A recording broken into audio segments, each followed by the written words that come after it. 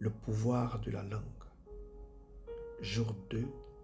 Une mauvaise langue empêche le bonheur et la miséricorde. Notre verset d'ouverture nous dit ceci. Oui, le bonheur et la grâce m'accompagneront tous les jours de ma vie. Amen. Or, lorsque la miséricorde vous accompagne chaque jour de votre vie, vous êtes en paix avec Dieu et les hommes. Vous pardonnez les péchés des autres. Dieu pardonne également vos péchés. Vous commettez une faute grave au travail, mais on ne vous met pas pour autant à la porte, ou du moins, votre carrière professionnelle n'est pas entachée par cette faute. Pourquoi? Parce qu'hier, vous avez eu compassion de ceux qui avaient aussi commis de telles fautes.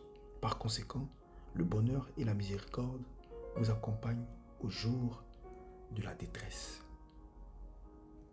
Et tant que Dieu pardonne vos péchés restent derrière vous, c'est-à-dire dans le passé, parce qu'ils sont effacés. Mais lorsque la miséricorde n'accompagne pas votre vie, alors c'est le jugement qui vous accompagne. La Bible nous dit dans Jacques 2, au verset 13, Dieu jugera sans pitié celui qui n'a témoigné aucune compassion aux autres. Mais la compassion triomphe du jugement. Waouh! Waouh! En vérité, lorsque la miséricorde n'accompagne pas votre vie et que vous ne pardonnez pas aux gens, alors Dieu ne peut pas vous pardonner non plus. Du coup, vos péchés s'accumulent et ne sont pas effacés par le sang de Jésus.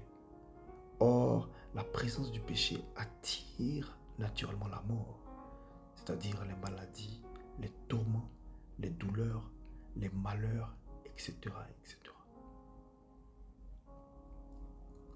La Bible nous dit dans Romains 6 au verset 23, « Car le salaire du péché, c'est la mort, mais le don gratuit de Dieu, c'est la vie éternelle en Jésus-Christ notre Seigneur. » Notez bien ceci.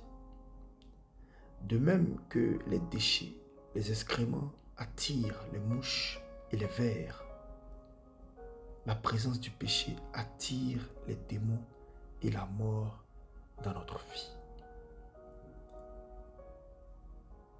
Gloire